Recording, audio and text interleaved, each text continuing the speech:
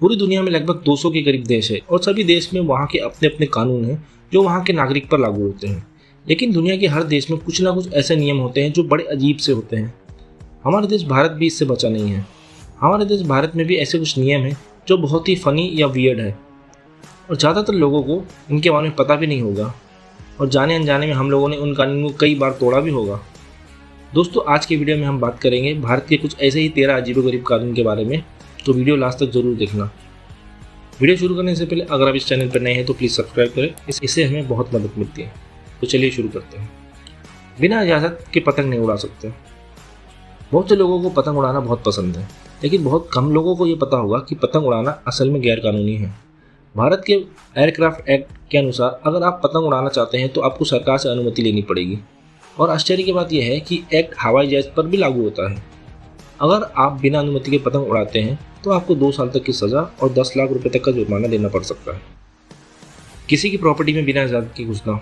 बचपन में हम क्रिकेट खेलते हुए बॉल लेने बहुत बार दूसरे की प्रॉपर्टी में गए होंगे और तो और बड़े होने के बाद भी हम कई बार दूसरे की ज़मीन पर घूमने निकल जाते हैं।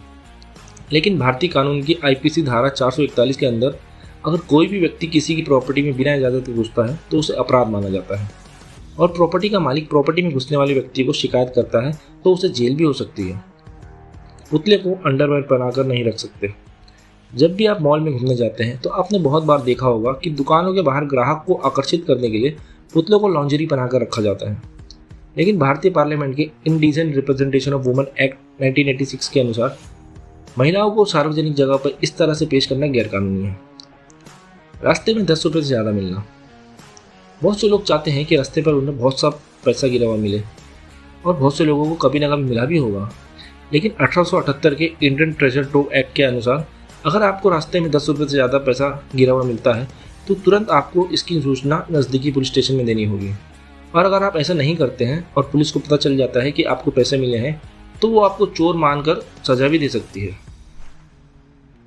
किसी से भी कान या दांत साफ नहीं करा सकते। आपने बाजार या मेलों में कान और दांत साफ करने वाले को ज़रूर देखा होगा और उन्होंने शायद आपसे कान साफ करने के लिए पूछा भी होगा। लेकिन आपको बता दें, डेंटिस्ट एक्ट ऑफ 1948 के अनुसार आप किसी भी राह चलते व्यक्ति से अपना कान या दांत साफ नहीं करा सकते और ऐसा हमारी भलाई के लिए ही है, क्योंकि इन लोगों के पास कोई मेडिकल ज्ञान नहीं होता और ये आपको चोट भी पहुंचा सकते हैं और इसके चलते आपको भारी नुकसान का सामना करना पड़ सकता है।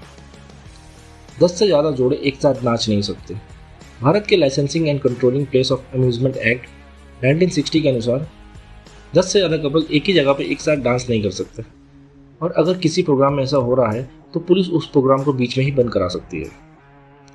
आत्महत्या, सुसाइड। भारत में आईपीसी सेक्शन 309 के अनुसार आत्महत्या करना गैरकानूनी है। अगर कोई भी व्यक्ति आत्महत्या करने की कोशिश करता है और उसमें सफल नहीं हो पाता है तो उसे आत्महत्या करने की कोशिश में जेल हो सकती है।